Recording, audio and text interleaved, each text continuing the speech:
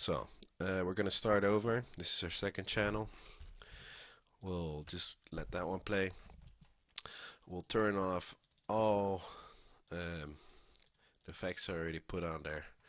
This is just me working on it for an evening to give myself a bit of an idea where to go to. But I'll show you the process. So, I will basically want to initialize this. If I ever anywhere, okay, we'll quickly initialize this. So it doesn't really matter. There's no amplitude going on. Delete, delete, delete, delete, delete. So normally there's a click like this present. I don't want one. None of it. Just mute. Mute all the others. We don't want any compressor, so make sure the threshold is off. I don't need no distortion. Make sure that one's off. EQ off. Drive away. That's it. Set your level to preferably just spot on 0 or just underneath 0. We don't want no limiter either. Just a sine wave. Okay. This is what I had, but it doesn't matter. We'll start from very high tone to sine wave. So we want to go down to that D sharp, which is 39. Well, this will not sound great. Let's take a listen. Very kind of old school, that pew, pew, pew. If you make it in a synthesizer, and for example, you take a sine wave and add an envelope and you connect it to the pitch, this will happen. This will create that pew pew sound. So it's good for effects, and people have used it for making kicks. I mean, people use this always for kicks. This is where this program is based on. This is just welcome to 2018, baby. So thank God for that. We're gonna enjoy that ease in our life. Put it to D sharp. Back in the day, people were fucking with this for fucking ages just to find that sweet spot on a little knob, you know. So, well, look at that. We just have numbers. Ha. So, again, we're gonna drop down quite quickly. We don't want to linger around in anything like 32, 1000. Forget all those. We're gonna save all that for our melodies and all that other stuff, and everything above this we're gonna save for the percussion. So we were around 600, right there, D sharp 622, and I'm just eyeballing this. Is not really specific location. You know it's best to have it on and then try to mess around until you find something that you like. You know. But you don't have any reference yet, so don't make this a too complicated process. Trust me, you already lose the sense of where you were and where you are going to, because you just get so easily adjusted to the sound, and you might think like, "Oh, that sounds great," and then the next day it doesn't sound great. Don't bother too much. Just follow these easy guidelines. Put one there, put one there, maybe one here, just to go a little bit faster to those low mid, sorry, that low mid frequencies, and basically you're good to go. Let's have a listen. So already it has a good bass to it. Not exactly what I want. I want it to have a little bit more thump, so we're going to introduce a little longer of those higher frequencies. You see? Now it's more, a bit more of that power. I like it already like it is now. I'm not gonna spend all evening messing with this because it's not important. Later, when the bass is there and maybe the other elements, you might want to do little changes to you can find that speed spot, maar. But right now, forget about it. So we want that transient. We want that. So we're gonna keep it. Then I'm gonna focus on this background, and I'm gonna see makes a dip. I want a bit more transient. replace it. I'm not even looking at this one. I'm looking here. And you know, see how it's quite precise. If I do it too much here, all of a sudden you got a weird dip there. I don't want that either. I just want to reduce this. And now it's a bit like just swoops down, slides down. It's a bit of a slope. You can, it's a bit what the ear demands, like a bit more transient. It goes down, then goes up, and then the bass. I want to have that loud. Now, the length that I forgot to mention is 160 here, which is already pretty good. It's because I used a preset that I made, so they're all a bit in that range. Anything between 160 and 200, you're normally fine. That doesn't overlap. I'm gonna make it a little bit longer because then it overlaps that first note from the bass a tiny bit. So when the bass note is a little bit lower, that kick gives it a little bit more energy, and it will tie the sound a little bit together. But this is not necessary. This is all down to preference or what the song demands. Now that little end part, as you can see here, you want this to be clean. You want this to end at 0. Well, it's now half, as you can see. 8.50 is dead center, so that's good. If it isn't there and it's like either a bit higher or lower, you get a click, because basically your speaker will be inwards or outwards, and then all of a sudden I have to decide, like, wait, oh, the signal's there. Because it's digital, it will just go back, and that's a click. And that's not good for your speaker. It will survive, but, preferably you want to have this clean. So we're going to nice slide down, slide up, and then keep those two big waves. That's really the power punch, and then the bottom 3.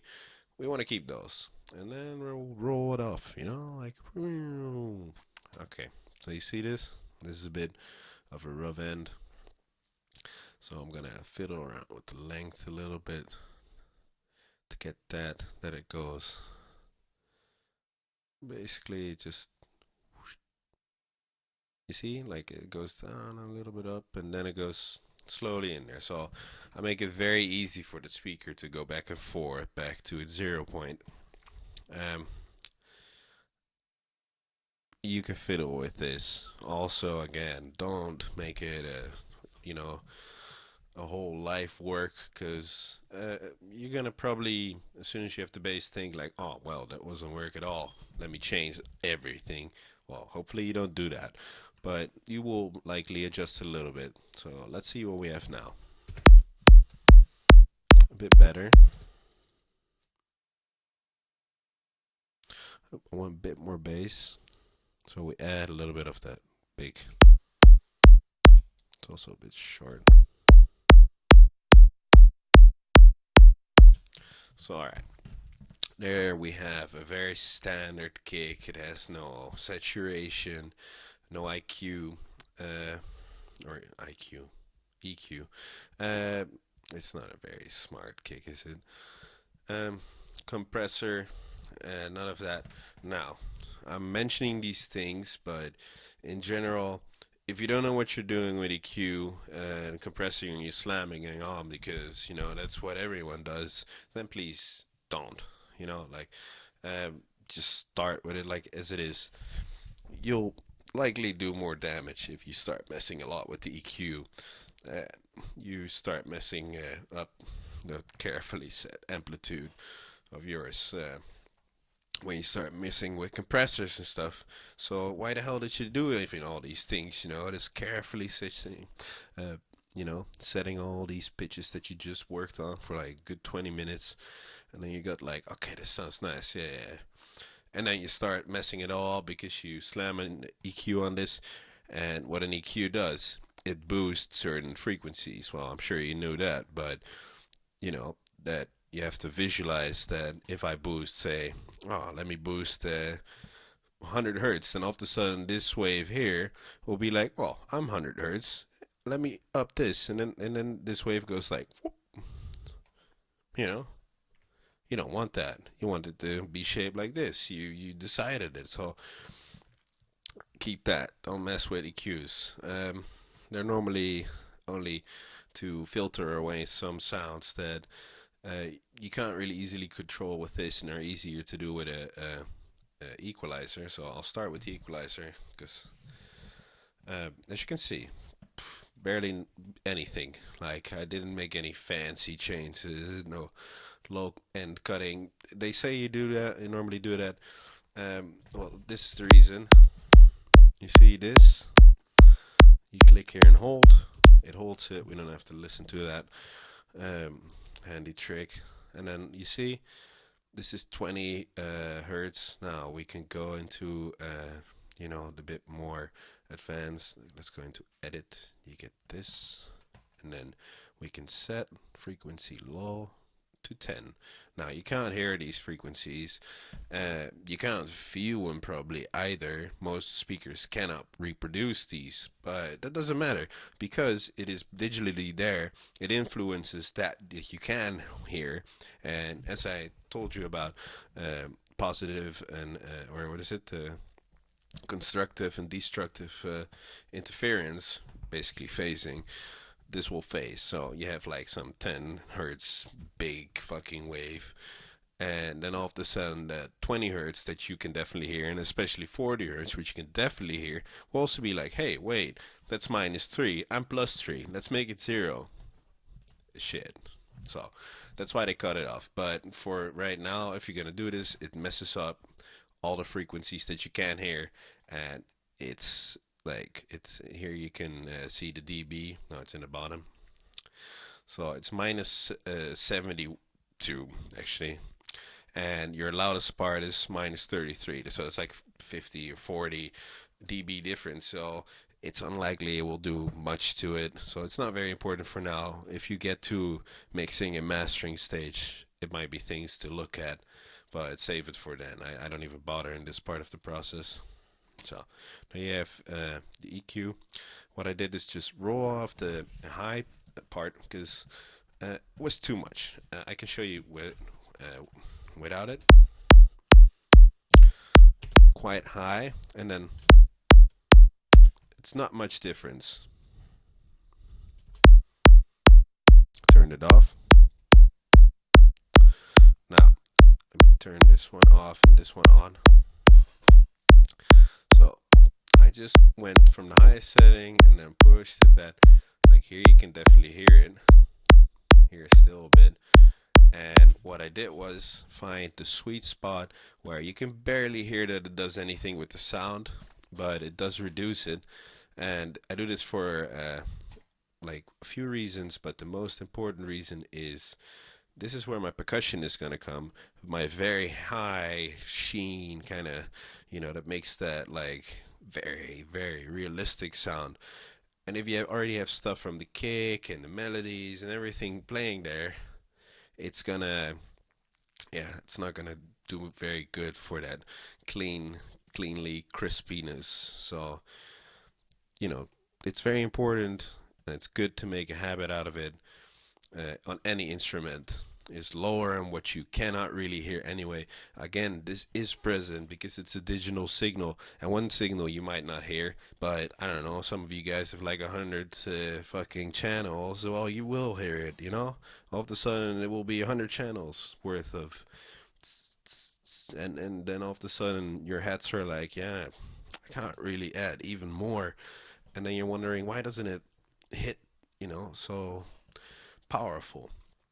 That's one thing. So I did this, just lower it until you find right that sweet spot. I added a little bit here. You can see, actually with this one, let me,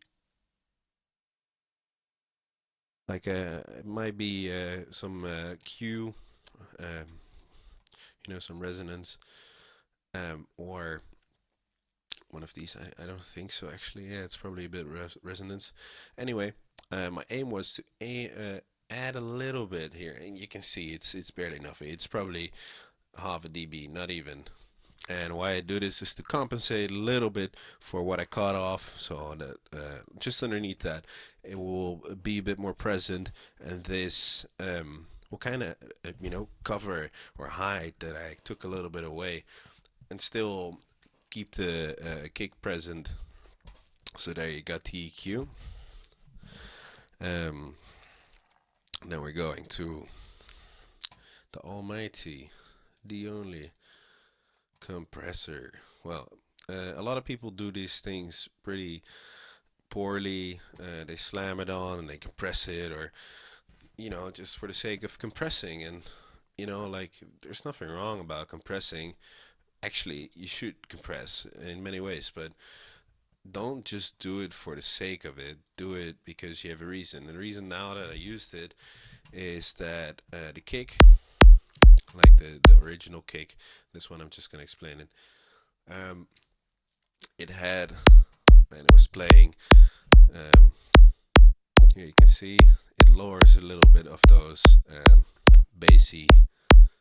That's a bit, lowers a bit.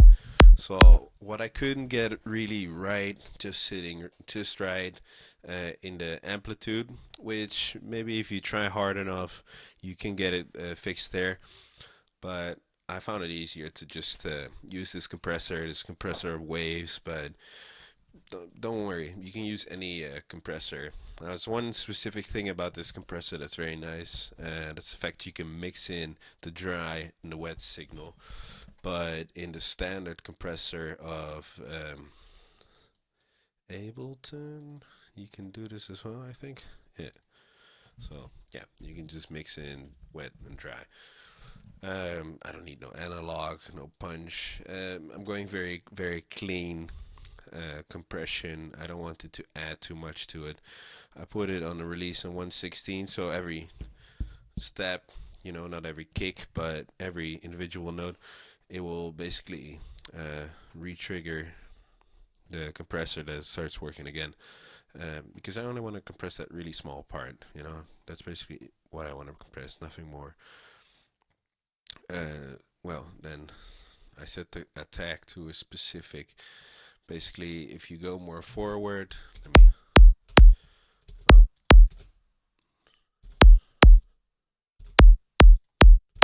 if I go more forward with this, the attack will basically skip this part of the sound. If I go even more forward, it will skip this part of the sound. And if I do it quicker, it will start to work quicker. So I put it pretty quick here. I just wanted to work on this little part so that it skips this part. Don't really want to compress that too much. I just want to compress that, tail, as they call it. The ratio is very high. The reason why I did this, normally if you do this, you'll squash the signal and it will sound unnatural. But seeing it's a bass sound, and especially this area is a bass area, they can handle a lot of compression. Normally in general, basses are quite together, quite stationary in the track. As I said, it's the foundation. You want this to be quite even in volume. Um, so I chose pretty high. 5.5 is quite high. Normally it's 2 ratio, and then pulled it back to like 20. So I'm just using a little bit of compression here, nothing too much. And then the threshold in this case, it's a bit low. I would probably up it a bit. I think the other one's around 3. So it's working only 3 dB. So again, it's not working much, but by looking at this and looking at that wave shape, I get a bit better idea what I'm doing. I mean, I'm using my ears and try to also close my eyes or not focus on it, and then try to set the settings to get, a setting that sounds right and not looks right. But trust me, it's so handy to also see what you're doing, because, like, if we're looking at it right now, if I'm just like, oh, I can hear it. Whoa, that beginning is becoming very loud, and the rest is becoming quite squashed. And all of a sudden, kind of rounds that off. But visual, actually seeing it, what it exactly is doing, might be quite handy. So we're gonna put it back around 5, and around 3. This is not very any neuroscience, so a bit specific, but you get the hang of it. Just fiddle around for an evening. Then I got some saturation. I got 2 saturations here. Saturn and Trash. Sorry, let me water my throat a bit. It's getting a bit dry. And what better than beer? Cheers. So you have saturation here as well, saturator. You can use overdrive. Basically, I'm creating extra harmonics a little bit, and just in general fuzzing up the sound. So normally there's a very clean, main frequency that you have. So if you're playing C0 or C1, whatever it was, is 33. So that 33 hertz will be the loudest, and then 66 will be in a saw case a bit softer, and so on and so forth. With a kick, this is not so important, but with bass, it is. But I fuzzed this up anyway because there are a lot of frequencies anyway, because it goes from 5,000 hertz all the way to, I think it was 35 or something. Yeah. So anyway, all those frequencies between it, I kind of want to fuzz them up. So I use Trash. It's a very nice plugin. If I make this very extreme,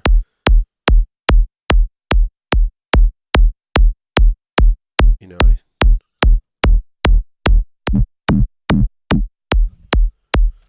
they all have a bit of a different character, and I chose this one because it sounded a bit best, what I thought.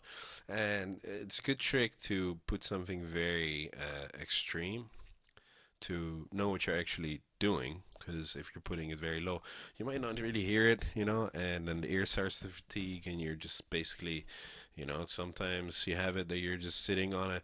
Wow, this sounds much better, and then you realize you're not even working on the track that you're actually working on, which is very stupid, but we all kind of did that. So anyway, put it very loud, they know what the fuck you're doing. Yeah, so I did that, found it like, wow, sweet. All right, another one. Yeah, why not? I find that this one also fuzzes it up in a very specific way. Totally didn't get this from Psilocybin, so props to him. Yeah, it just seems to tie it together a little bit, especially the warm tube. Clean tube I like as well. The other ones are a bit extreme. They may be good for leads and stuff, but especially for warming up things, as it says, the warm tube. I mix it in with the dry signal a bit, makes it even a bit more, yeah, kind of softens and rounds up the sound a bit. So there's that. Like the kick that I have now, it sounds okay-ish. I wouldn't be. You need to sit a bit longer at this, and then fiddle a bit until you get something that you like. Yeah, that's basically the idea. You see, you have a big spike here. I would probably maybe reduce this a little bit, or see if I could do anything about it. But in general, having a frequency peak spectrum that kind of makes that smile, as I say, like it's high in the bottom, high in the top. It sounds nice. So we kind of managed to do that right here. Let's compare it to our original. And the original is very different. It's much more thumpy. And just for fun, let's try it with the bass.